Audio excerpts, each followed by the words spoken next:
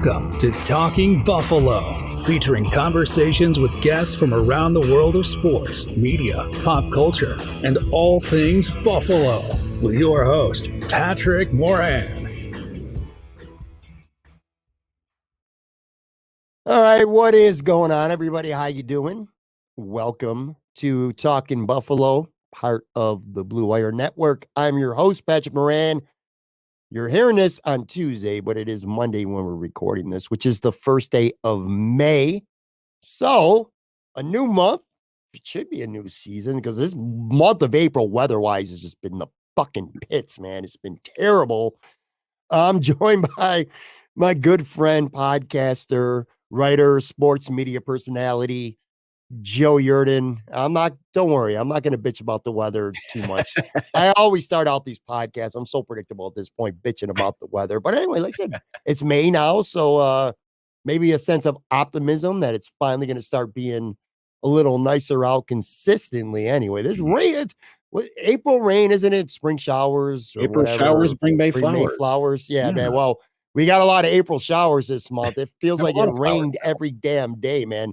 How you doing? What's going on? You were in Toronto, by the way. I was. Game 5, and we'll talk about the Maple Leafs specifically in a few minutes. But how was it? Trip to Toronto? I was good. I love going there anyways. Like Toronto's just an awesome city to be at. West Side Sabres. I take alarm right away.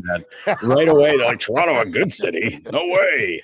We hate Toronto here. But no, it's was up there for Bleacher Report to in case the Maple Leafs clinched their first round series that night in Toronto. And it wasn't wild, but it was very interesting to go up there, and everybody was in a really happy, jovial mood. I mean, they're up 3-1. Sure. They're playing, they pulled out a couple of wins in games they probably shouldn't have won. So, you're feeling pretty good about that. The whole city was like ready to party. Everything's going. They score, like 6 minutes into the game, and it's like, oh boy, well, this could be a 7-0 game. I was like, I didn't get the words. Let's see how Tampa responds out of my mouth. And then Tampa scores right away to tie it. And I was like, Toronto ain't winning this game.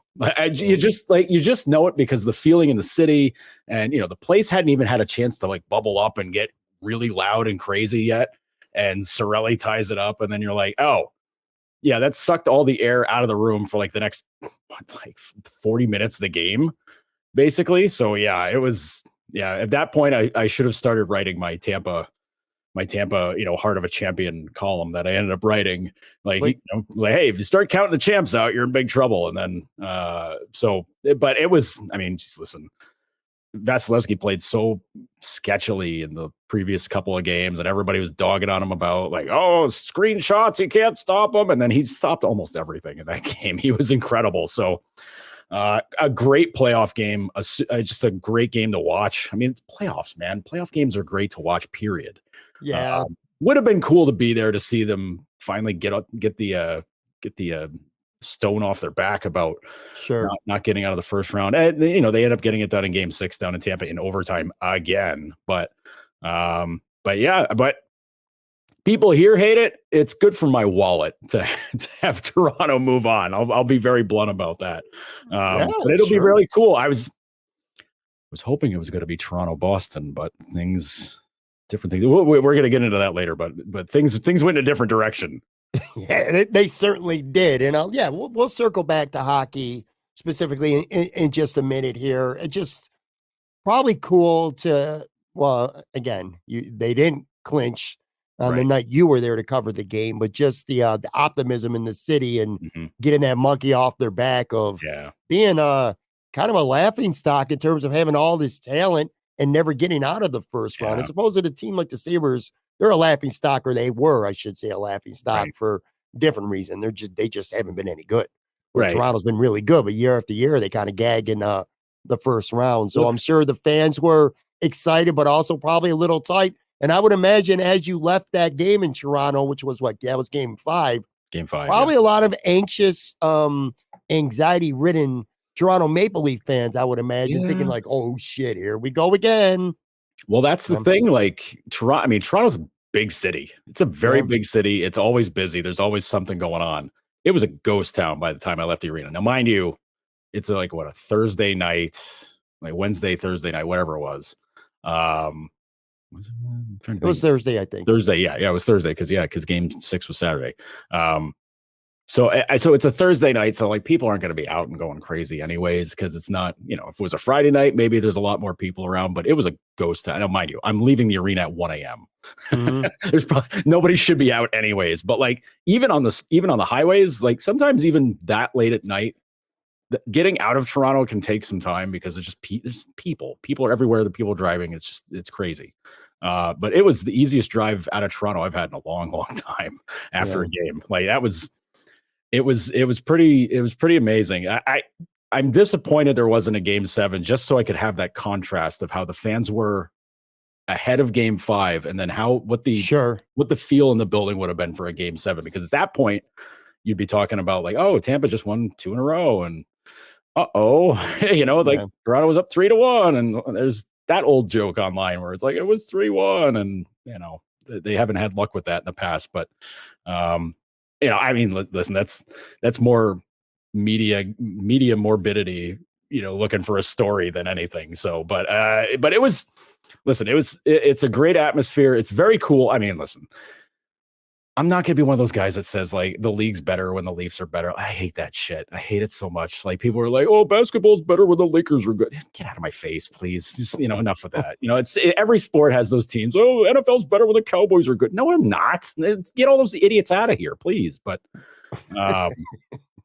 but like having the Leafs finally get this off their back. I mean, we're going to have to come up with new material, especially in Buffalo, because the whole thing with the Leafs not getting out of the first round since 2004 was like, well, the Sabres have done it more recently than you guys. So yuck. So shout out to our friend Jill Thompson, Sabres bunny. Heart was broken, I'm sure, Saturday night when Toronto won in advance. I talked to her on Sunday. I said, I almost texted you. I was at a bar. I said, I almost texted you right from the bar. I was like, my condolences are out to you right now. Now, you said this too.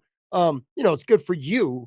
In your job for Toronto to move on. Sure. Not gonna lie, selfishly, Saturday night when they won in Tampa, I wanted Toronto to win, and I'm saying that you hate Tampa something fiercely. I do hate Tampa. Well, I don't hate the Lightning. I hate the Tampa fans. That's a big difference. But anyway, I wanted Toronto to win selfishly because Game 7, which I get your point. It would have been nice for you to cover a Game 7 just for the contrast and story. Me, selfishly, I didn't want a Game 7 because that means you would have been in Toronto on Monday, and I would have been looking for a substitute, and we wouldn't be doing this podcast. So selfishly, I'm kind of happy that Toronto won. We'll talk hockey in just a second. I went out. So like I said, you went to Toronto, you covered a game. I went on a little Saturday, a little mini bar tour. Okay. I went to bar crawl. I went, my own little bar crawl, I guess. I went to, and I talked about this place before. And by the way, if you're watching this on the video side here, shout out the Ridge in West Seneca. I know you still haven't been there. I'm telling you, we got to go there sometime for some lunch and a pint or two. Check it out. Absolutely. It is a nice place. It's on Orchard Park Road in West Seneca. They got, and my favorite thing about this place is it's a brewery and they got food and a pretty good kitchen too. Not as good as Beltline Brewery. I'm just going to throw that out there like that. Beltline Brewery kitchen kicks ass. The Ridge is not that good, but the kitchen's decent, but it's big. And on one side, they got a brewery and the other side, they got a bar and, there's places to sit down and eat all over.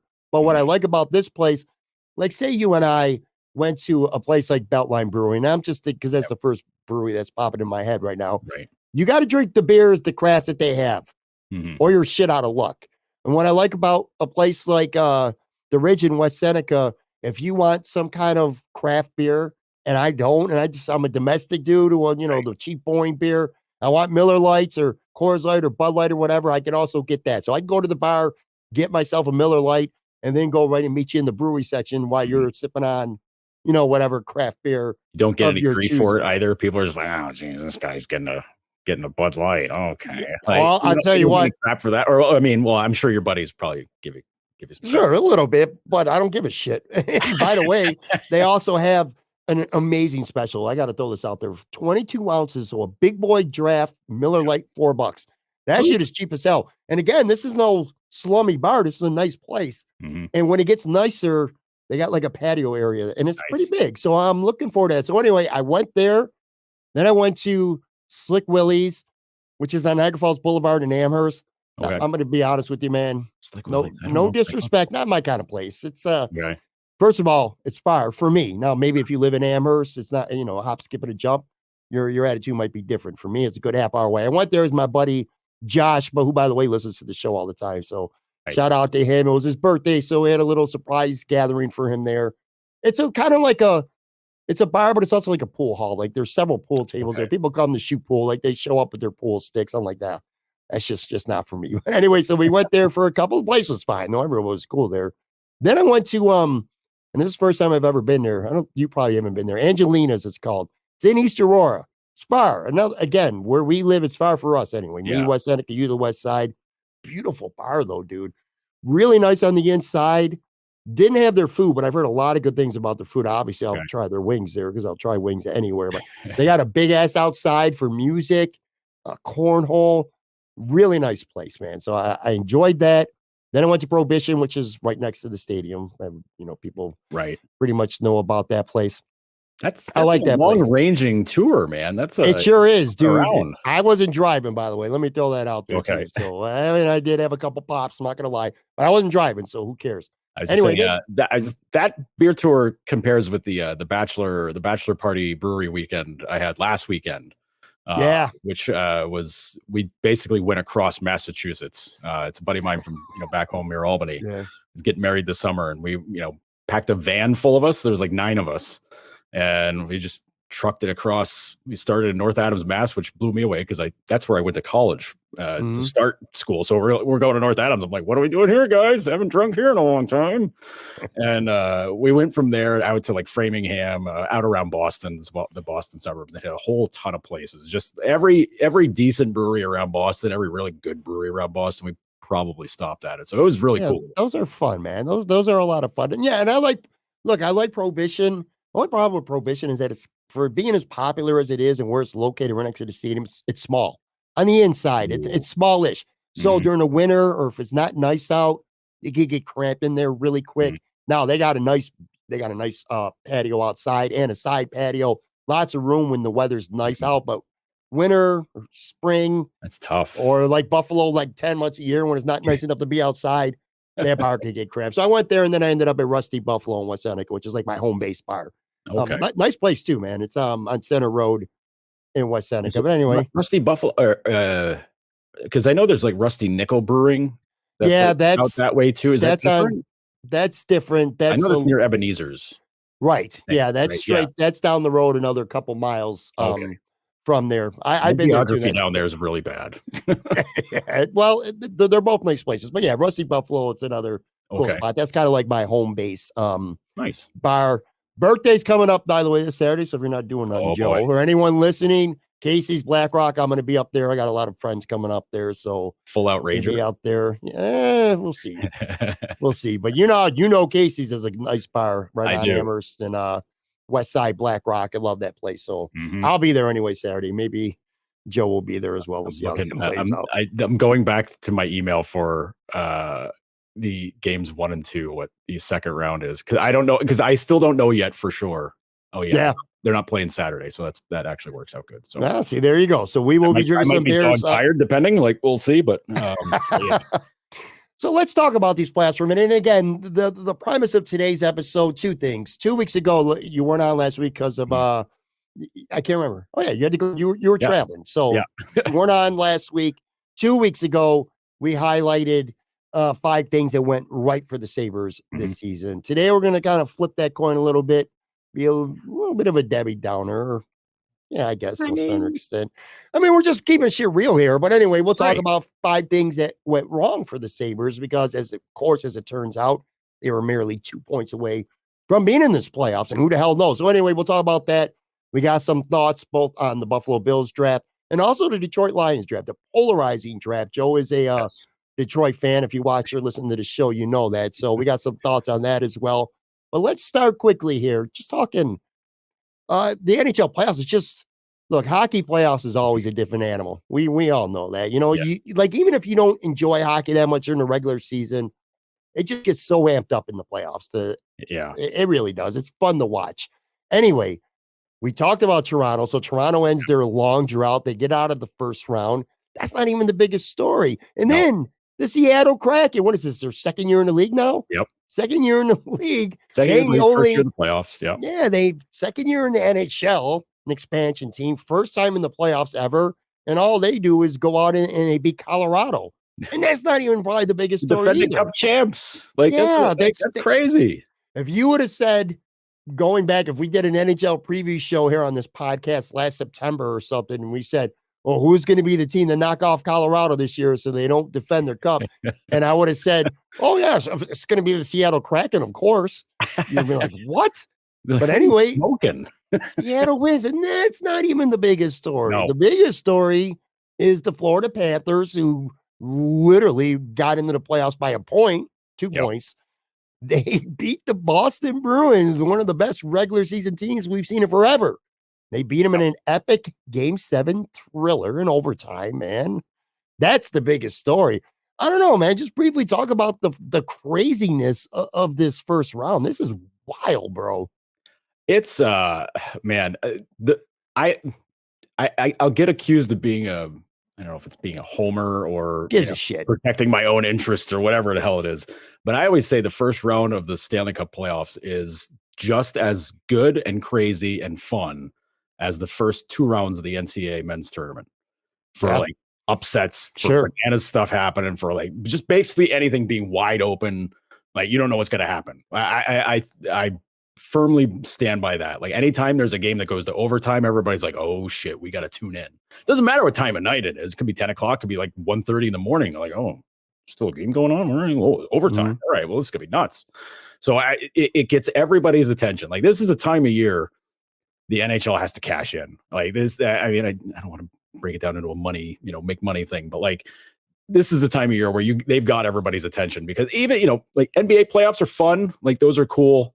I think they were more fun when it was best of 5 in the first round, but that's just me. But like the Stanley Cup playoffs, man, it's a whole different beast, because it's, it's the physicality of the game. It's the stakes are, the stakes are always high in playoffs, but in hockey, it always feels like it's a bigger deal because everybody's hitting each other harder. The goals scored are, could be the backbreaker for the game at any point. It's the emotional swings of the whole thing. You get one sketchy hit and everybody's like, oh boy, here we go. It's hot take central. Like, everything about it is awesome. And to have this happen, the wild thing about Boston losing is that it's not even the first time it's happened in a long time. Tampa Bay Lightning, this happened to them 4 years ago. They got swept. They were the best President's Trophy winning best team in the league by leaps and bounds. They got swept in the first round by Columbus. But, I mean, and you know who the goalie was for Columbus? Sergei Bobrovsky. So, like, it's the same dude in Florida pulling off another, magic trick. Florida was the President's Cup trophy winner last year, weren't they? They were, which is a good twist to this whole play out thing, because Boston does it this year and it's like they're the best team in the league by leaps and bounds. They clinched the playoff spot in the beginning of March.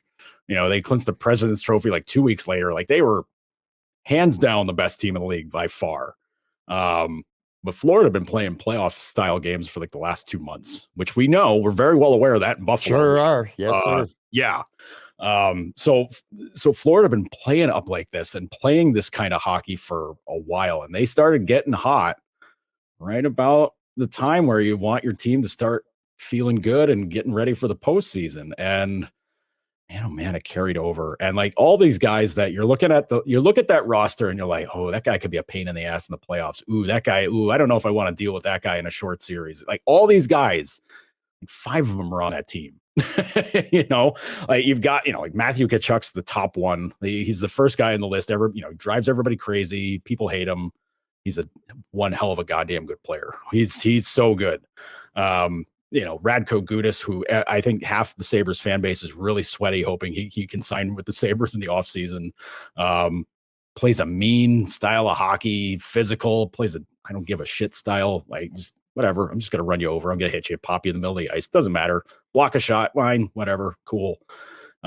He's been that way his whole career. And now it's like, well, there he is. There he is, making Boston, get flattening those guys all over the ice.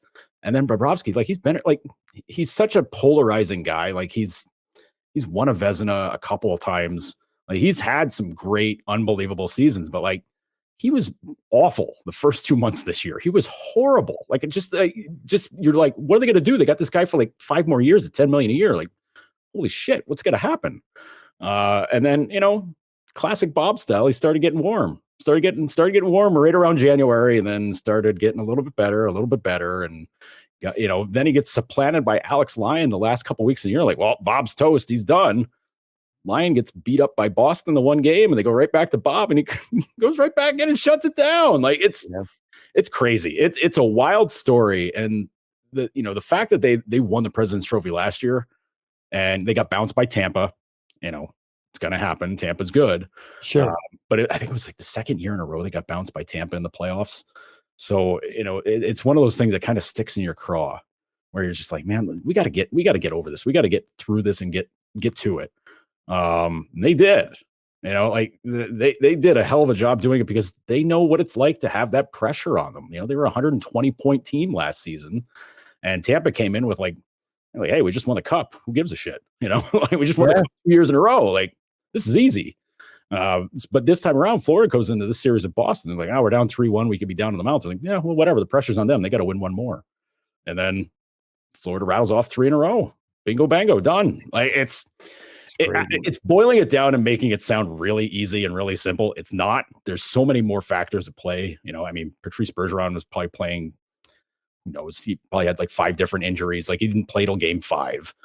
David Krejci missed a couple of games for them. Like that's, it's their number 2 center, the top 2 centers being out for chunks of the series. That's no good. And Linus Ullmark, our boy Linus, he looked like Buffalo Linus for and he's going to win the Vezina too. He's going to win the Vezina. And he gets taken. Like he doesn't start game 7. He's a Vezina winner. He's going to win the Vezina. A Vezina winner doesn't start the game of the year. Game 6. Like, oh shit, crazy. It's nuts, man. Like but that's boiling it down to like what the Stanley Cup playoffs are about. Like that's it. Any kind of crap like that can happen. I just think back to like 2008, like Dominic Hasek is the starting goalie for the Red Wings. You're like, oh geez, Hasek, legend, Hall of Famer. He's incredible. He gets benched like after like game 3, 4, 5 for Detroit, and they put in Chris Osgood. Osgood's very good goalie for his career, or whatever. Sure. He put Osgood in, and he looked more like Hasek than Hasek ever did. And then he carries Detroit to the Stanley Cup to win it that year. It's like, how does that happen? How do you bench Hasek? Yeah. Dominic Hasek, like still, he was old, but still great. You bench him, and like that was it. Like his NHL career was done after that year. Like, he wins another cup. That's cool, but like his career was basically done. NHL career. He went back to Czechia and played like 4 more years, but like stuff like that is what happens in the playoffs. Just anything and everything can happen. Yeah, Boston and Florida, wild. The first round, generally speaking, just absolutely wild. I tell you.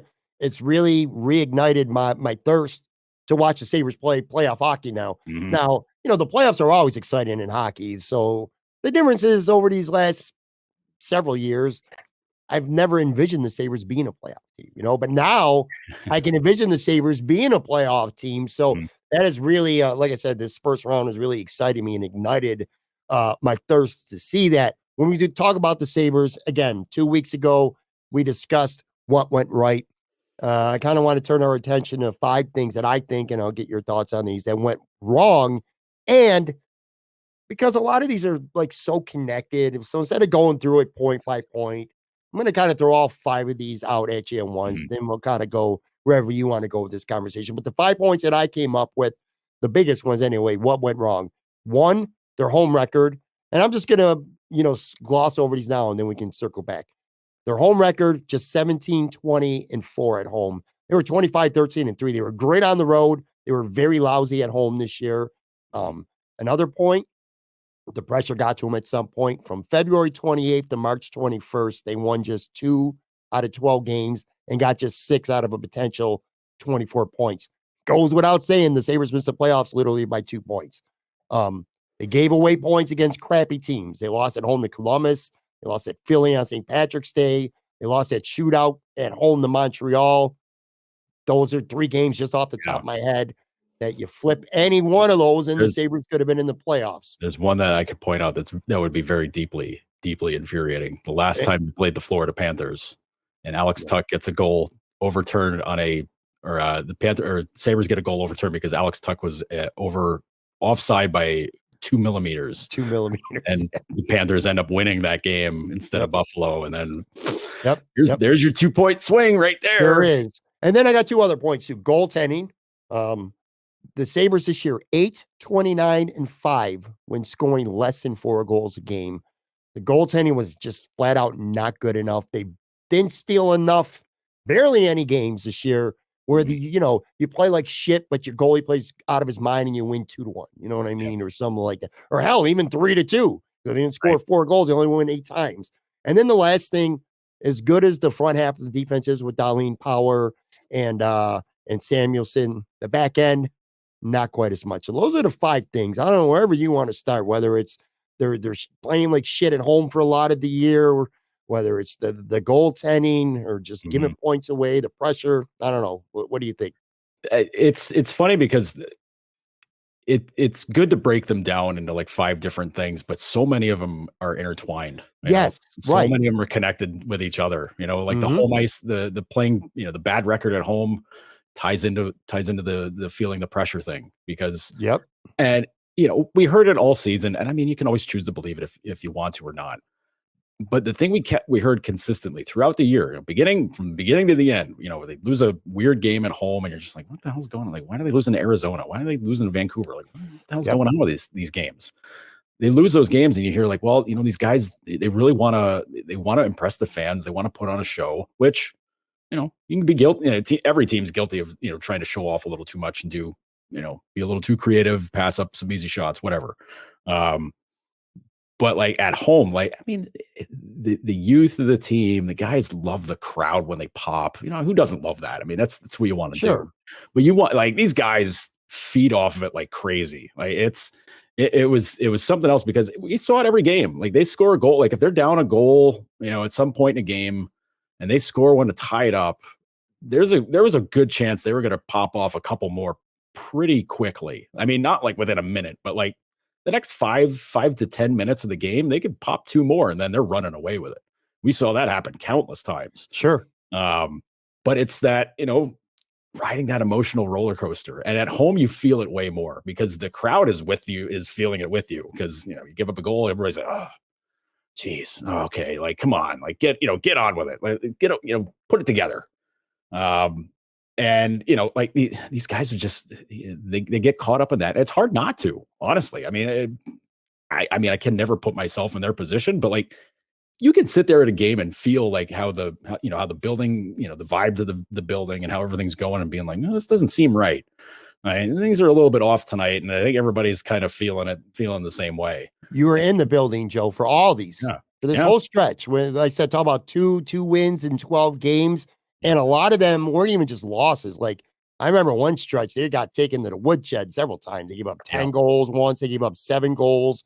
Couple times. 2 times. I remember because it seemed like every time I did a podcast on a Thursday at Imperial, the Sabres were giving up 7 goals or whatever. But being in that building, you got the sense, didn't you, that the Sabres just were playing at that time really, really tight, and it showed. Oh yeah. They were super tight because they knew they were close. They were close in the playoff race at that point. Like they're right there because everybody else in the playoff race was playing like crap too. To be honest, they were in the playoffs on February 28th, I believe, when the flag started. Yes. I think so. Yeah, because that's what started it. It was losing to Columbus at home, where you're like, you lose to these guys. Like, what the hell's going on? And then the next game was in Boston, and they lose 7-1, and then you're like, uh-oh. You're just like, okay. But then, they won in Boston earlier in the year. They won in Boston on New Year's Eve with Luukkonen playing great.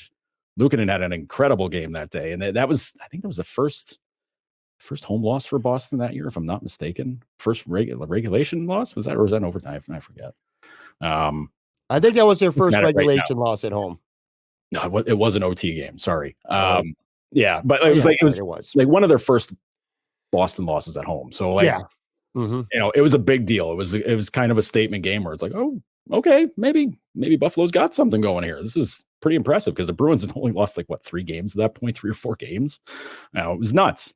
But I'm just looking back at this that 2-12 type run, and they get embarrassed in Boston. The next game they're at home against the Lightning and they beat them. Now Lightning were going through their own shit at the time too. Mm-hmm.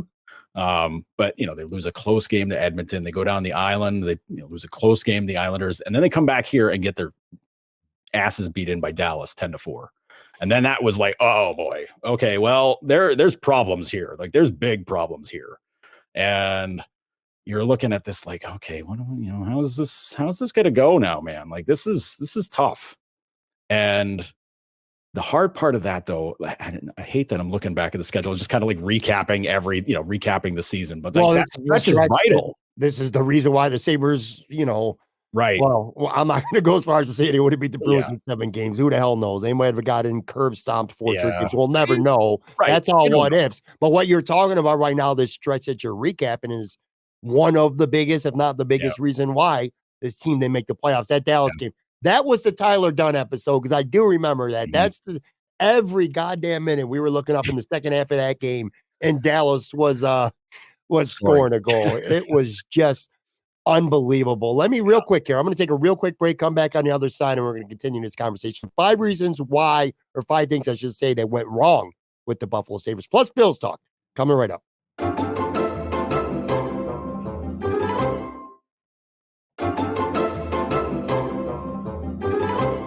All right, I am back with Joe Yerdon from Noted Hockey Maintenance Day Podcast, Bleacher Report.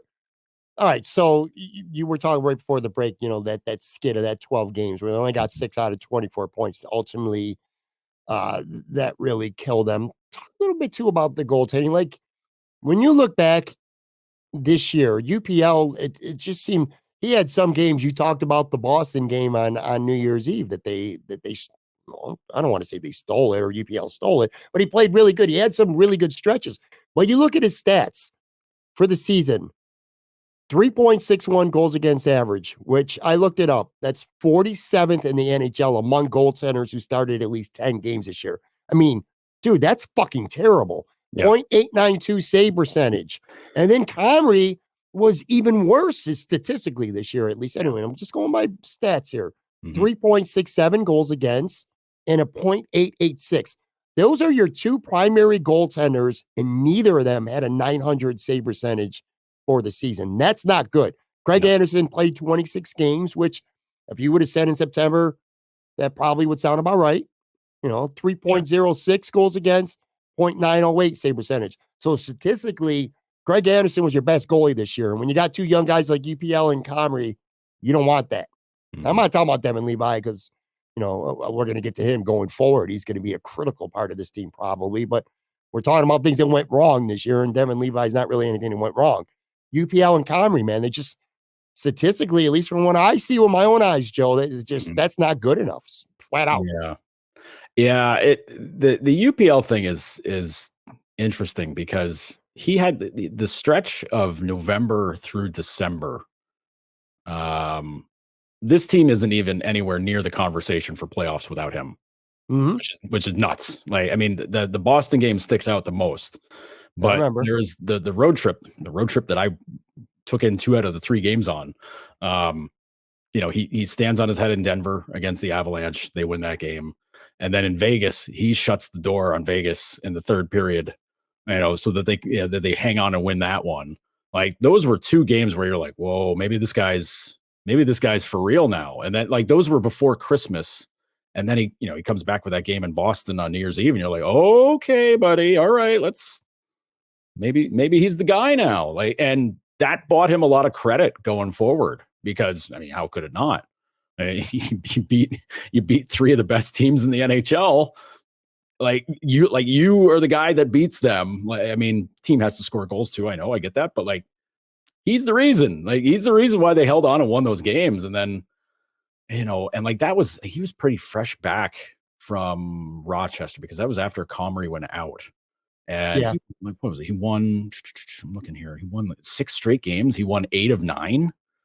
8 of 9, 9 of 11, 9 of 11, 9 of 12. Holy crap! There's a a run for till the All-Star break where he was very good. I mean, there's some games where it's like, oh, geez, what's he doing? But they still win. He's given up, like there was a game against the Wild game that was here, which was an incredible game. He gives up 5, but they win in overtime because Marc-Andre Fleury was not great. So and they beat Washington down there, the DeMar Hamlin game, where everybody was wearing the shirts for DeMar, and they win that game, down there. Like that's, those are big points. Like those are big games where it's like he held it down. Like you want the thing goalies say this. This isn't me saying this isn't pundit nonsense. Goalies will tell you they just want to give their team a chance to win. I mean, usually that means like, we'll stop all the shots. Yeah, you're going to win. But I mean, some games, especially this season for the Sabres, if you let up 3 and you stop, 37, 38, 39 other ones, you gave your team a chance to win because they could score like crazy. And that's a lot of what Luukkonen did. But that's like the All-Star break killed him. I mean, after the All-Star break, he was bad, like straight up bad. And, you're looking at it like, he gave up 7 to Calgary. Lots of games where it's like he's given up 3, 4 or 5 goals. He gave up 7 to, with the Boston games, he gave up 7. Like it's just, you're just like, dude, come on. Like this was your time. This was your chance to like grab this job and go with it. But it was around that time that Comrie came back. They're running 3 goalies out there. Nobody can get into a rhythm.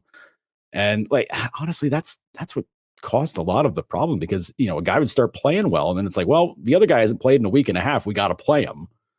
All right. Or it's Anderson's time to play. Like, he's been great all year. He's almost a guaranteed W, or at least a guaranteed really good game. So you got to play him.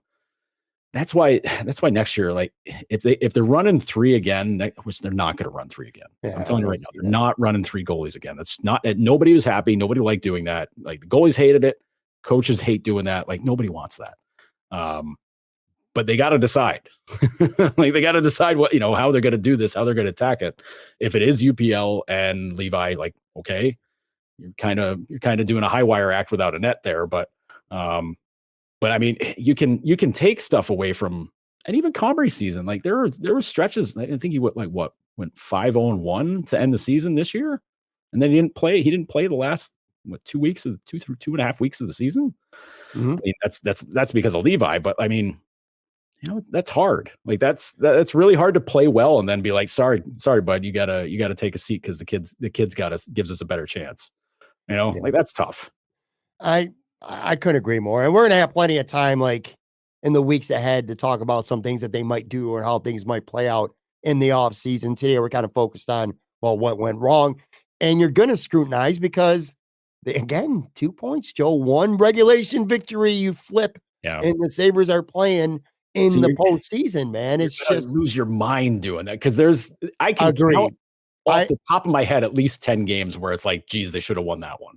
Absolutely agree. I mean, they could have been in a playoff spot by 15 points. They could have been like in the running from the division. Well, absolutely, division, like second place. Absolutely. That said, though, I still take away from this season.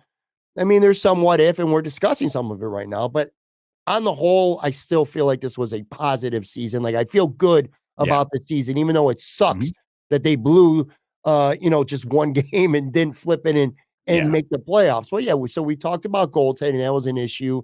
The pressure, giving some points away to crappy game. I know they lost to Philly twice in the back half of the schedule. I don't have the stat in front of me, but their home record this year, 17-20-4 at home, which is not good. It's not good. It's just not good enough. Nope. I don't have them in front of me, but I remember seeing a stat where when there was a sellout, the Sabres played much better. Again, you were at all the games. You covered all the home games this year. Did you feel that at times this year when the arena wasn't full or even close to full, that maybe the Sabres just seemed to play with less energy at times? Because the numbers would indicate that. There were sellouts. They won more. Now, I don't know. Maybe it's the opponent. I don't know that for sure. But do you feel like at times there was a lack of energy at home? There's some home games where listen, I'm looking back at this. I just had to do a search on Hockey Reference for the sellout number in Buffalo, just so I can, keep track of like which games are wins and losses. but like it's surrounded by games, like they sold out the Boston game in the beginning, early in the season where it was, I don't know, about 65, 70% Boston fans, which was a little weird, but it was a weekend game and it was at 3-1, whatever, first sellout of the year. They didn't sell out, the home opener, any of that. Fine. It's fair. It's fine. But like, home games against the Panthers, how you're getting like, 11,000 for that. A home game against Detroit, a few weeks later, you're getting 9,000. Like, I mean, again, early in the season, it's hard to get up for games like that. Like the crowds, at 9,000, like that's less than half full. Like that's tough. That's tough. I mean, you got to psych yourself up for it and get into it, but like it is tough. But I mean, I'm looking back at it. They let me see here. Let's see, one loss, win. Yeah, they lost only one game. 2 games with a sellout, both Boston games. Yeah, so it seems like the larger the crowd, the better. The better 2-1 OT loss to the Rangers that they should have won. That was a tough loss. Shesterkin was incredible. You could write that off to some youth, a little too much youth, maybe an inexperience. That sure. Hey, we got to come play with the same intensity and energy, whether there's 3 people in the stands or 17,000. Again, and that's being a little bit nitpicky. At this point, I'm getting a little nitpicky with reasons. I feel like we covered the biggest ones. Why they just what went wrong, I should say, not reasons, but things that just went wrong. And it's just inconsistent play at home. I don't necessarily say lousy play at home, when they were certainly inconsistent, because they were one of the better teams in the NHL this year on the road. Oh yeah. Yeah, they were. I mean, I got to see them a handful of times on the road, and they look great. I mean, there's something to be said for just being able to not stress out about having to impress the home fans. Like there's I don't know what the right word for it is.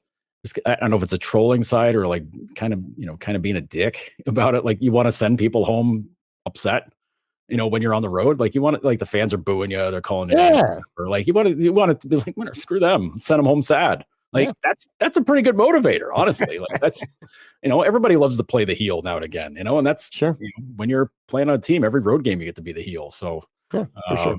Like listen, team full of young guys. Yeah, I love being shitheads sometimes. Just send them home sad. Like that's a pretty good motivator, and the other team's gonna be tight. Yeah, for sure. Yeah, so that's like I said, I feel like those are the biggest things that went wrong this season. And again, in the weeks ahead, we'll have plenty to talk about. I'm looking forward, and plus the playoffs are still going on too, but I'm looking forward.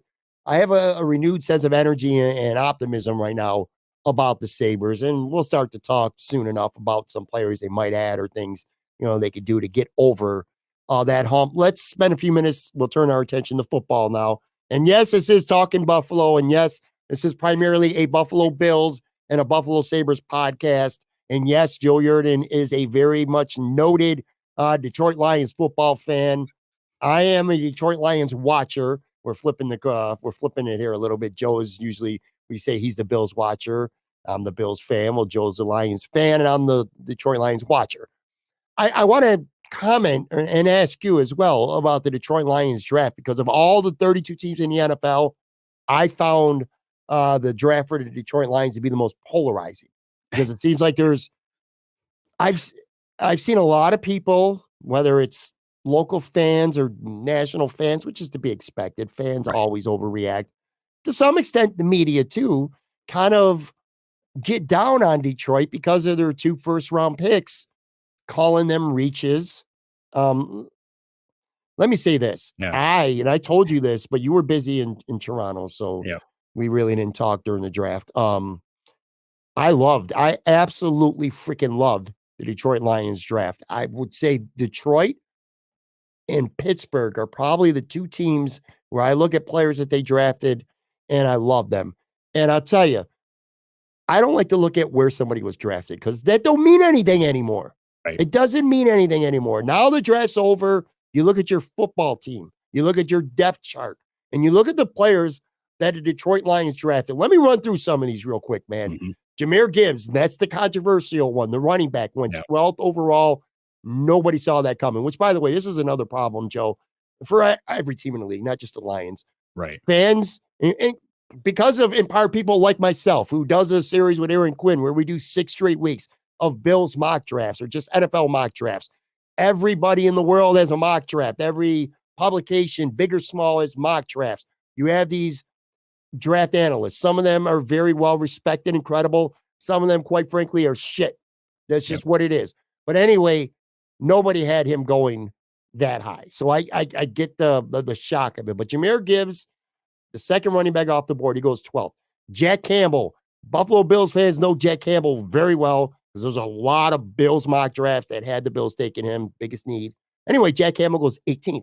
Never becomes what are the Bills going to do here issue because Jack Campbell's long gone before we even get to 27. Right. So those are two guys that a lot of people consider reaches. I don't. I consider these guys good football players that are going to a good team. But after that, Sam Laporta in the second round, second tight end off the board, ends up going before Michael Mayer. And I'm a big Notre Dame fan, so I watch a lot of Michael Mayer. He goes in the second round. Brian Branch, a guy that Joe Biscaglia several times mocked to the Bills in the first round. He goes to the Detroit Lions in round 2. Then in the third round, they get Hendon Hooker, a quarterback, the 5th off the board, who knows, potentially could become in time the starter at Detroit. And we'll see how things play out with Jared Goff. And then you got Broderick Martin in the third round. And Aaron and I talked about him on this podcast several times over the last 6 weeks. A really good rotational, big defensive tackle that I thought would have been a great fit for the Bills. He goes to the Detroit Lions. So I don't know. Call me stupid, dude, but I'm looking at 4 surefire starters: Gibbs, Campbell, Laporta, and Brian Branch, a potential long-term quarterback in Hooker, and then a really solid rotational guy who maybe develops into a starter in Broderick Martin. And oh, by the way, you traded DeAndre Swift, so that crowded Lions backfield is not really crowded anymore, and they got a 4th rounder for him. You're not being a homer. I kind of just went to bat for you. How do you feel about this Detroit Lions draft? Because I know you're a fan, but even being a fan, you can be objective. Yeah. What do you think? I freaking love this draft, man. Listen, I went in, I tried to not read any mock drafts about the Lions because honestly, like in my own mind, there were positions where I'm like, they need to be better just flat out at these spots, and things change as different moves are made. They traded Okuda, and I was like, all right, we need a corner now. Even though they've made a lot of additions in the secondary, like they've done a real nice job, changing and fixing up the secondary. But I was thinking like, I could probably use another pass rusher, give Hutchinson, somebody to free up Hutchinson on the other side. And, then I was like, well, can use a linebacker too, because they've been dropping Hutchinson a bunch back in coverage sometimes, maybe that's like a zone blitz scheme or something like that. But, I don't want my edge rusher dropping back in coverage a lot, even though I think he picked off 2 passes this year, which, whatever, man. The guy's a freak. So those were spots. I always want the offensive line to be upgraded because I'm never happy with it. But the line's actually pretty good. I can't get mad about that. And I did want them to get a quarterback. I was saying that for a long time ahead of the draft because I'm not a big Goff believer, although I had to come around on him this year. He played very well. He did in the second half. So I had to kind of readjust my own expectations. Now that said, I was really surprised that they grabbed a running back with their first pick. I was not surprised to see him trade down because at that spot, it's like, you got teams clamoring for quarterbacks or other positions. And you're like, well, I don't know. I mean, 4 of them were already off the board at 6. 3 or 4 of them were already gone. Like, maybe you're in a rush to somebody wants to get Will Levis or something like that, which I can't believe he went second round, third round. Yeah, that's the second round. 3 quarterbacks, first 4 picks. Right. So, maybe you're thinking like, well, maybe somebody's desperate. They want to get up there, or, somebody that slips out of place. Maybe you want to get them in there, like whatever. So I get trading back. You got a couple extra picks from Arizona. Fine. Use them to do whatever.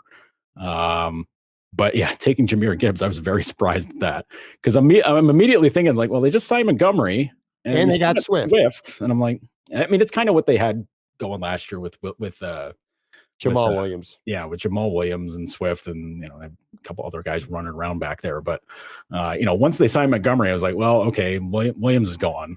And it's like, well, Montgomery and Swift, it's like, that's a couple of big names for a backfield. Like, it's not a running league. It is a throwing league. But I was like, I don't know. That still seems a little busy. All right, well, if you trade Swift, then things change. You put a rookie back there, the dynamic's completely different. Now Montgomery's the guy. Yeah. So, but so like that's, listen, it made more sense once they traded Swift. Like, I mean, because before I'm just kind of like, what the hell are they doing? I don't get this. And you're looking at the list of players that go after him, and you're like, geez, any one of these guys could have been good too. Like there was a corner that was right there that they could have taken. That I was like, no, man, get a corner. Corner would be nice. Because who the hell was it? A corner. Emmanuel Forbes and Christian Gonzalez went not long after. Gonzalez was the guy I was thinking of. Yeah, he went to the Patriots. I mean, I don't like. I mean, I think maybe they traded back because Devin Witherspoon went to Seattle, like right before him at 5 when they were sitting at 6. So maybe that's the guy they had an eye on. I don't know, but you trade back, you get Jahmyr Gibbs. Like, okay, cool. And obviously, very obviously, they had their eyes on Branch, and that Branch fell to the second round. I love that pick. That's one of my favorite picks in the whole draft. To get him. Like they traded to move up to get him, to make sure they got him, because he could be a Pro Bowler, man. I really like him a lot. I like trading down. Yeah, I'm not gonna lie. I was surprised and shocked, like everyone else, about Gibbs. But if I sat here and told you today he's going to give you, say, Dalvin Cook level production for 4 to 5 years for sure, I think most people would sign up for that. I like DeAndre Swift. Dude always gets hurt though. Yeah, and he always gets hurt. And he's a talented guy. He'll probably do great in Philly. I mean, hell, that couldn't be a better fit for any running back than to go to that Philly offense with Hurts and Brown. And he can catch the ball too. Like he's a good back. I got nothing wrong. I got no hate for DeAndre Swift. He's really solid. But the injuries. No, man, dude. Look, I loved the Detroit Lions draft. I really did. Go ahead. Well, I was gonna say the pick that really kind of caught me was Laporta. Because listen, tight end's a sore point for me, because they traded Hawkinson last year, and I was like, what are they doing? Like, you're trading them within the division. Like, give me a freaking this shit. But then they go and get another Iowa tight end, because they're just like, well, let's just get the other guy. And Laporta, Laporta seems pretty nice. I know the Bills guy that they picked is kind of like a tight end in name. Yeah, he's a big slot guy that catches passes. Like, okay, I mean that's fine, but that's not necessarily what Dan Campbell wants for his O-line. He wants a tight end that plays kind of the way he did. Laporta's good, man. So that guy fits the profile completely. Same for Campbell, honestly. Yeah. The fact that Dan Campbell wants to get a guy named Jack Campbell out there. I mean, Campbell's a good middle linebacker, man. I don't think he was far and away the best inside linebacker in this draft, because and the next linebacker didn't go, or the middle linebacker, I should say, didn't go to Drew Sanders, went at the end of the round 2. So it was a full round and a half before the next inside linebacker went. So that's why I don't get calling him a reach. As for Laporta, look, man, you got the second, they had their pick of their litter with the tight ends after Dalton Kincaid, who went to Buffalo, but they could have taken Michael Mayer. They could have taken lots of other guys. I think the hang up with Mayer, and I mean, obviously you've got like the Notre Dame view of it. I've just reading views of other people smarter than me. I think some of the commentary on Mayer was that maybe he's not as great of a pass catcher. That he's solid at blocking, can take care of that business, but like pass catching, maybe his strength. But I think his biggest problem is Michael Mayer is that he does things well, but he doesn't do any one thing special. He's not a special blocker. He's not a special route runner. He's not a special pass catcher. He's like a utility knife at the position who can do a bunch of things good. But like Sam Laporta is a much more athletic pass catching tight end. Dalton Kincaid is more like a wide receiver than an inline tight end. So I think that was part of the problem with Michael Mayer. He's more of a traditional tight end, which again, hey, I mean, he went to the Raiders early in round 2. It's not like the guy fell out of the draft, so he still might be well, but I don't know. Anyway, I don't know. Like the pick that I do love, and like somebody notified me about it, because I paid. It's the first time in a long time I paid like no attention to the Lions draft. I mean, obviously they've always had picked high, and I've been very bitter about it. This year was kind of like everything was gravy. This year the draft, whatever. They got a lot of good parts already. Like, cool, add to it if they can. Hendon Hooker, dude, that guy had an incredible season at Tennessee. And like everybody forgot about him after he got hurt. Like he just completely fell off everybody's radar. And like that dude, Tennessee was like a top 10, top 5 level team with him in there. And then, he gets hurt and they fall off. Like, that's going to happen. But that dude's really good. And I don't know. I look at it as the branch pick. I mean, they traded up to get it, but like that's a hell of a value second round. Hooker in the third round to me is like, well, everybody forgot about this dude. This dude probably should have been a first round guy. There was a lot of mock drafts where he was going to go late in the first round. Fifth quarterback, They stay true to that. But a lot of mock drafts had him going as high as the early first. I think it's a great situation for him too. He's not going to be thrust into any starting role. He will not start short of Jared Goff getting injured before when and if he's ready to take over that role. And I honestly think that's what they were hoping for. I think that would have been the temptation had they picked a quarterback with that number 6 pick, if there was one there, is that guy has to start right away because that's the way the NFL is now. Yeah. And in my mind, I was like, no, he doesn't have to start. Like if they took, say if like Anthony Richardson falls to him, and it was like, well, that guy's got to be your starter. I'm like, no, he doesn't. Let Goff play. You're paying him $40 million. You got to let Goff play. Yeah, and Goff has to play. He has to hold up his job. But like, if he doesn't do the job, then okay, then you switch off. But like Hooker, you don't have that stress now. Now, obviously, if Goff returns to his late Rams, 2 seasons ago Lions form, then people will start screaming. But I don't think that's going to happen. I think he's in the right fit, and I think he's in the right system. If I look at Detroit, I would be like, maybe if I wish I could go back and do one thing, maybe I would have taken a corner early. Like maybe instead of Gibbs, maybe you take a corner, but I like Gibbs a lot. It's really hypocritical to say. I do wonder if maybe Gibbs slips to 18 if you take a corner, like say if you take a corner there and you're like whatever. I know, and you lose Jack Campbell. It's like Detroit valued getting Campbell over whatever linebackers were out there at the time. Right. It reminds me, like the criticism. It reminds me a bit, and I took part in this, and I'm going to bring the NHL back into it. But the year the Sabres took Jack Quinn in the draft, I remember saying very specifically on Twitter that after, I forget who picked in front of him, but they didn't take Marco Rossi, they didn't take Quinn, they didn't take whoever. But I said the Sabres had to run to the podium and take Marco Rossi because center, like we knew Jack was on his way out. We knew like everything was changing up the middle. And I was like, well, they're going to need a center because they don't have any guys that can really own it. Like Cousins is going to be a couple of years away. Middlestat, I don't know what he's going to do. And I was like, you got to get a center. Rossi's the guy. And then they took Quinn, and I'm like, what are they doing? Like, what's going on here? And it turned out like that draft, whoever they took, like the guys that were taken before and like the next 5 picks after Quinn are all really good players. So like they were essentially looking back in a no-lose situation. Mm-hmm. Maybe that's what this is for Detroit. Like, people are like, what the hell are they doing? Like, what if Gibbs turns into the next Jamal Williams and he scores, 15 touchdowns? Like, he's going to be Jamal Williams and a lot more explosive than Jamal Williams. Jamal Williams is a pretty nice player. So you've upgraded. I think nice. He was a TD vulture, but like he was good. He was, but yeah, I think it's a big upgrade. Jahmyr Gibbs, talent wise, over Williams and Swift as well, for that matter. So anyway, that's the Detroit Lions. Let me preface this too. So we're going to talk just a couple minutes of Bills today, but obviously I'm going to spend a shitload of time talking about the Bills to draft the offseason. I got Aaron Quinn on with me every week. Doing the shows from Imperial more times than not as a football guest. So there's going to be a shitload of Bills talk. So don't worry out there if you're watching or listening.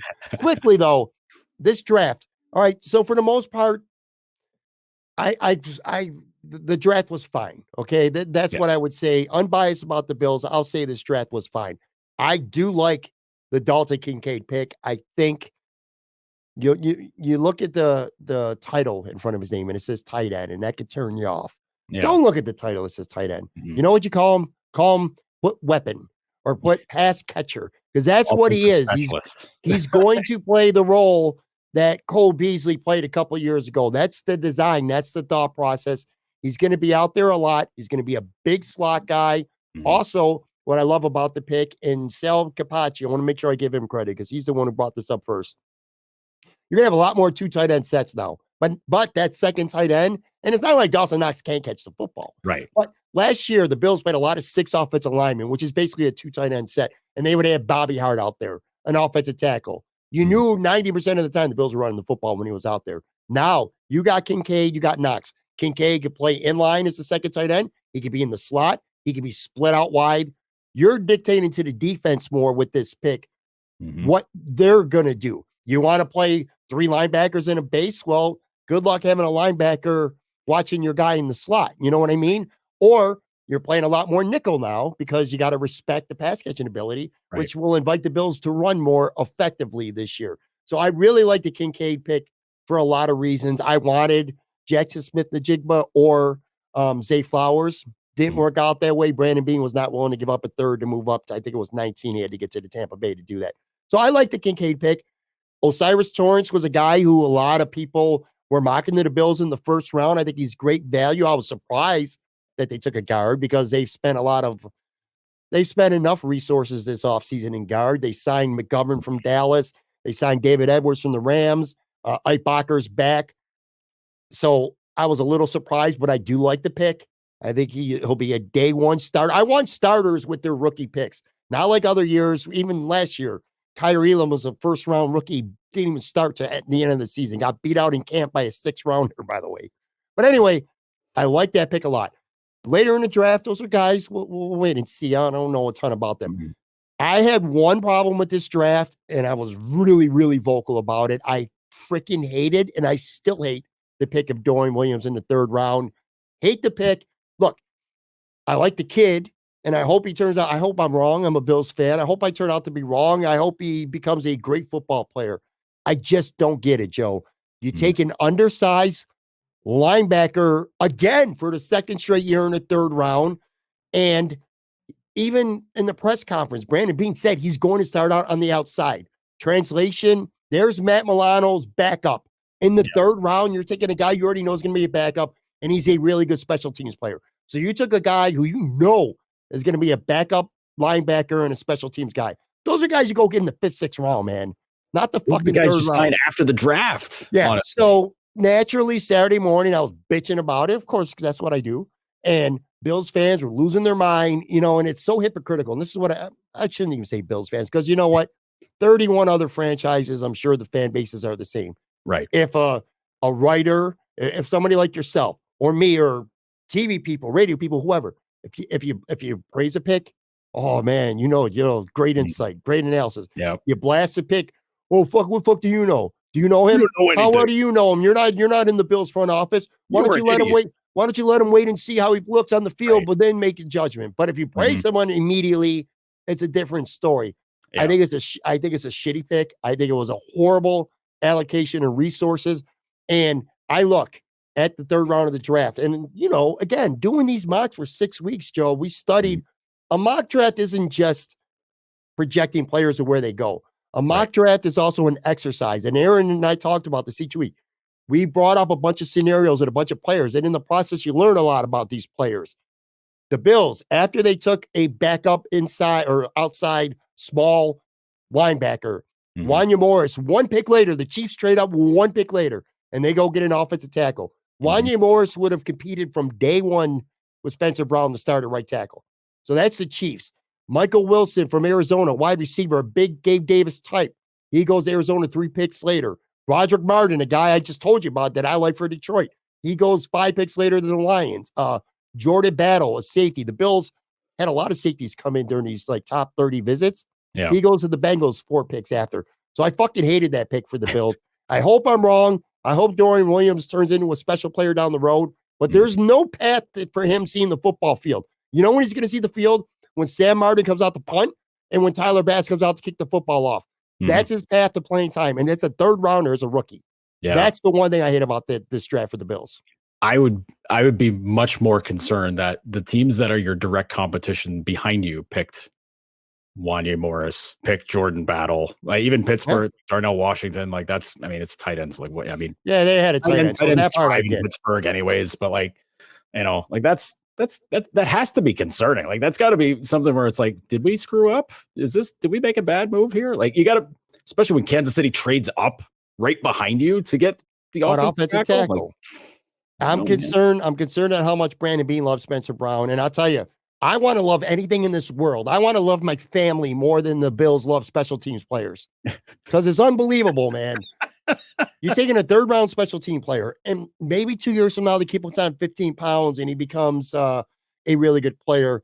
Again, I don't see the path. If Matt Milano goes down, I guess you could have a quality backup down the road. I just don't see a path to him ever being more than what he is unless he moves in the middle. But even Brandon Bean, when you say he's going to start out on the outside, he probably is staying there. I don't know. I get very confused nowadays with the whole middle linebacker thing. And this applies to Campbell too. Isn't everybody's base defense now the nickel? Like, I'm just got to have two linebackers. Aren't both linebackers technically outside, or maybe both inside? I don't know. But like, you're starting off with 5 D-backs already. Well, and I know it's reduced some of the some of the importance of linebackers, because your linebackers have to cover more than be pass rushers. Sometimes, for the most part, but I don't know, man. Like, and I don't know if this guy's undersized to the point of like a Sam Mills. Remember, Sam Mills was a great linebacker for the Saints, but he was small. Like, he was a small dude, but he hit everybody like a truck. Like, unless this dude is hitting people like a truck, then 220. I think he's like 220 something or whatever. But it's like safety size, dude, I'm telling you, man. And so one thing I like, but it also goes back to the other thing. The one thing that I hate about this draft too is we wondered what the Bills would do at middle linebacker. Like, it was Jack Campbell, and then there was Drew Sanders, and then there was a huge drop off and basically nobody else. Who was worth taking? Well, we didn't get a chance to take Jack Campbell because Detroit took care of that for us. I hate saying us, for the Bills. Second round, Drew Sanders, who this was probably one of the biggest surprises of the draft to me. He was still on the board when the Bills were on the clock at 59. I'm like, holy shit. I did not expect that. And the Bills passed on him to take an offensive guard when they're not really thin at guard. And that's not me criticizing the Torrance pick. I just said I like the pick. I was just surprised. And that tells me the Bills are good. Either they have a plan B that we don't know anything about yet, or they're good with going into camp with the whole Dodson, AJ Klein, Terrell Bernard, Spector competition at middle. So I like that, because there's no other linebackers worth taking after Sanders. But then they go back in the third round and they take a backup outside, smallish special teams base linebacker, man. Right. Fucking pisses me off. I hate it. I hate that pick. And I hope I'm wrong. And there's no disrespect to Dorian Williams as a man, as a human being. And I hope he becomes a great player.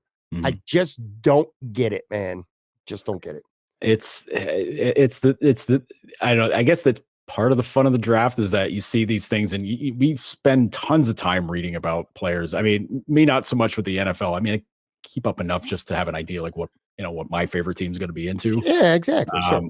But I mean, like, when you look at your team and you have obvious holes, and NFL draft's gotten to a point. I mean, I don't think it was. I mean, maybe this is just me making it up in my own head, but I remember like a time where you were getting starters like in the second, third, fourth round, maybe second round, but like third, fourth rounds. Like, you're not talking getting guys that are going to go right into the lineup. I mean, maybe it's salary cap making that change now. But, but to get that deep down and having, obvious holes, obvious places where it's like, well, especially for a cap strap team where you're thinking like, well, how are we going to address this position?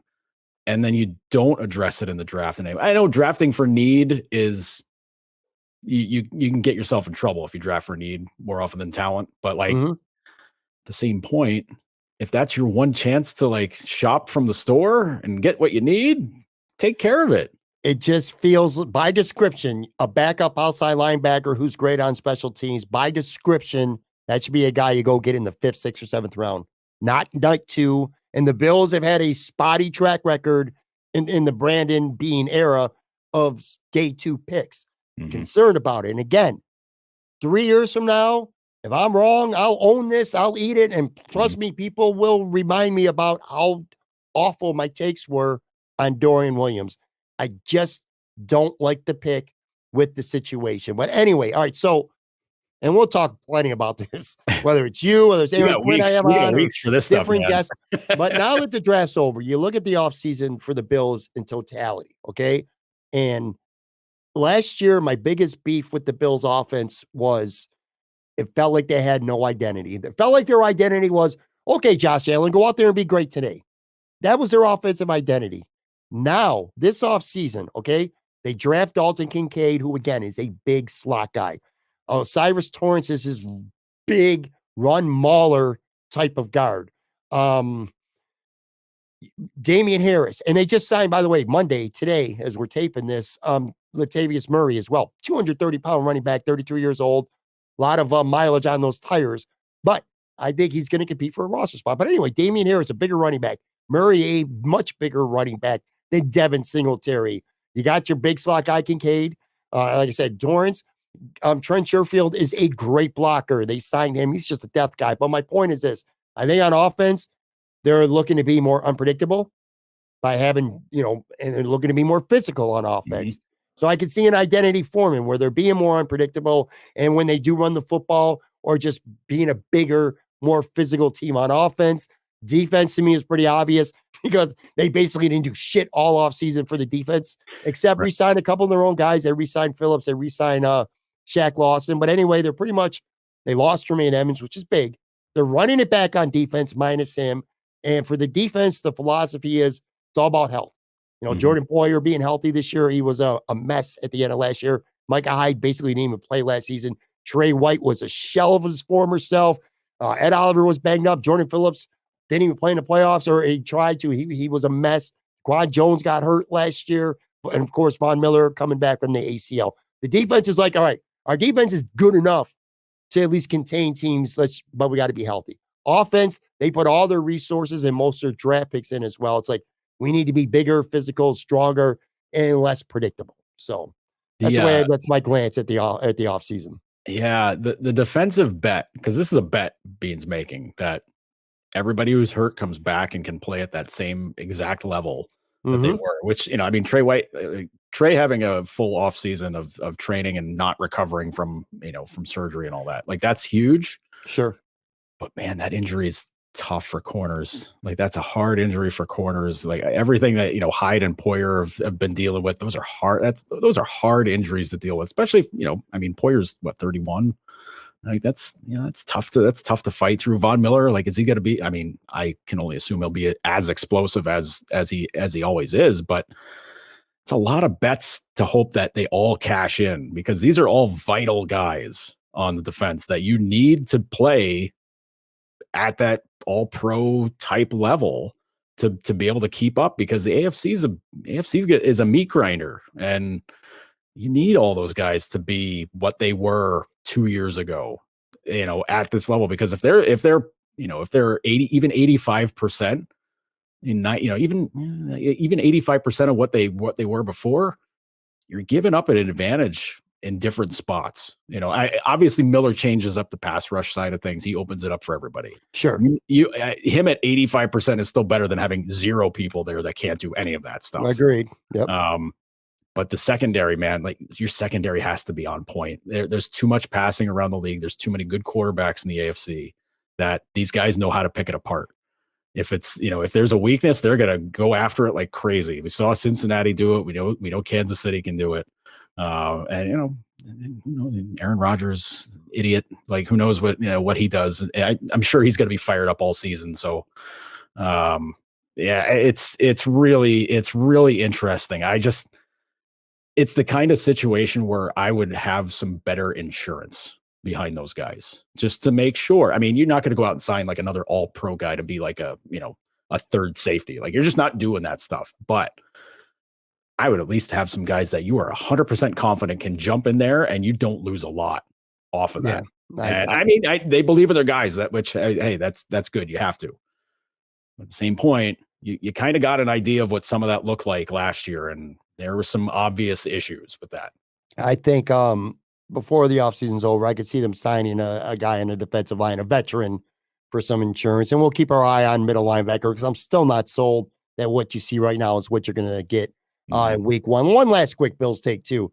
I think with this draft, it showed that Brandon Beane is going to show confidence and faith in James Cook at running back and Khalil Shakir as a slot receiver and Spencer Brown at right tackle, because the Bills really didn't address those positions at all. They took a receiver, but not to the 5th round. So I'm not really expecting much. So anyway, I mean, you do draft and develop players. And, if you would have came right back with a receiver this year or a running back early in the draft, it would have showed that, hey, we kind of made a mistake by taking these guys where we did. So I don't know. Again, long off season, plenty of time to talk about that. One last thing, and then we're out of here.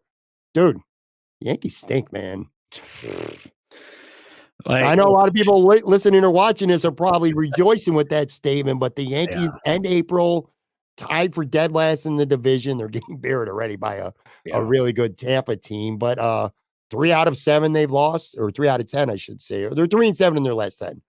15-14, not really that good. They're already, what? I'm looking now. They're 8 games back already of Tampa. Holy shit. This team's not, and forget the record. They're just not that good, man. They're not really that good at any one specific thing. The hitting's not that good. Starting pitching outside of Cole's not really that good. Yeah. It's, I mean, they got injuries like right out. I mean, they're down, like Carlos Rodon hasn't pitched yet. Frankie Montas, I don't know. I think the A's sent over a guy with a defective shoulder. They gave us in that trade last year. So, like, that sucks. Severino still hasn't pitched yet. Severino, Severino, like banking on Severino to do anything is tough because that dude gets hurt every single season. Does. Harrison Bader has been hurt. Like it's technically your starting center fielder. Stanton gets hurt again. What else is new? Tommy Kahnle hasn't pitched yet out of the bull. Like I'm just looking at their 60-day DL, and it's like all the Loaizaga, Severino, like Josh Donaldson can stay away forever. Like that's fine, but looking at some of these names, like it's just they're a mess, bro. It's a lot of dudes in pitching, and then like let's be careful. Guys aren't hitting either. Like that's the other part. I was going to say, let's be careful because we're I don't want to just accuse the Yankees of well, they're not looking good because they got so many injuries. The guys who are out there on the field every day aren't exactly lighting it up that well either, man. So and like some of these, like they hedged their bets with thinking that Peraza and Cabrera, the 2 O's, were going to be able to jump right in and be able to go for it. Which, hey, I appreciated that move because signing these old ass dudes to come in and play. I was over that, very much over that, and I was happy that Volpe, got the job right out of spring training. Like that's good. He's young, like him struggling to start off. I get that. I really thought this offseason was going to be one where they traded Gleyber Torres to get help somewhere else, and he's been okay. Like he's still not hitting great. Rizzo's been awesome. Jose Trevino, whatever. He's fine. Judge isn't hitting great. I mean, but like, there's nobody to protect him in the lineup now. Like, I mean, you don't have to pitch to him. You don't have to throw anything to him. Right. LeMahieu's been whatever. Isaiah Kiner-Falefa was still on the friggin' team. So is Aaron Hicks. Like, it's like, get these guys out of here. Like, I've been saying getting Kiner-Falefa out since like last season. And then Aaron Hicks. Like, I feel bad for Hicks because he was a good player, but man, oh man, 2 straight years of having some kind of debilitating injury where it takes him out for half the year, whole year, whatever it was. Like he had to get Tommy John surgery or some shit. Like it's just, dude's done. Like I know you got him on contract for like 3 more years. Buy it out. You're the friggin' Yankees, man. Just buy it out. Eat the money. Same thing with Donaldson. Get these bums out of here, man. Like the friggin' Diamondbacks could eat Bumgarner's money, and they're the Diamondbacks, man. Like come on. Like, don't worry about your stupid budget. You're the goddamn Yankees. It feels like they're headed towards a very middle of the pack season for me. And again, for a lot of people listening, a lot of people watching, I'm sure that's music to their ears. But it's just like, oh man, like I'm looking at the starting rotation as it is right now. Like Cole's incredible. Like Cole could win Cy Young this year, easy. Nestor Cortez, he's whatever. Like he gets better as the season goes along. Domingo Germán, I've wanted off the team for like 3 years. He's still there, and he's somehow their number 3 starter right now, which I hate. And they've been having to lean on Clark Schmidt and Johnny Brito. Listen, they screwed with Schmidt last year, playing him out of the bullpen because he's a starter. He's supposed to be a starter. Maybe his stuff isn't starter stuff, which it's certainly not looking like it's starter stuff now. So like, I don't know, maybe figure him out. Like he's your long reliever, middle reliever, whatever. And Brito, like whatever, he's freaking 25. Like he's not supposed to be there. He's supposed to be pitching in Scranton right now. Like that's the way I look at it. I'm looking at this bullpen, man. Like, Clay Holmes, like whatever, he's closing, it's fine. Like, Ian Hamilton, who the hell are you? Jimmy Cordero is playing. Like, I mean, come on, man. Like Jimmy Cordero is 31, and like he's one of their better guys in the bullpen right now. Like, what? Like, come on. Well, stupid. It's so stupid. And like, there's no sympathy for the Yankees out there. I understand. That's what I'm saying. People are listening, talking in our own echo chamber. Exactly. We are talking in our own echo chamber because most people are probably listening to this or watching this and they're like, oh, screw you. Anyway, at least Franchi Cordero was good for a couple of weeks. But anyway, that's good. I mean, like, that's all he was going to be good for, though. Like his whole career has been like, wow, he had a really good couple of weeks, and then boy, he stinks. All right, guys, that's going to do it for this episode. Make sure you follow Joe on Twitter at Joe Yerdon. And also, by the way, make sure you subscribe. Notedhockey.substack.com. $5 per month, $50 per year. Check out the Main is Day podcast weekly alongside, I should say, Lance Lazowski of the Buffalo News. Thanks, man. Good to have you back. I hope Toronto continues to play well and you get to go to games. I just hope that they don't fall on Mondays. As long as the NHL schedule plays nice, then I'll appreciate that. All right, guys, I'll be back with Aaron Quinn, brand new episode on Thursday. Talk to you then.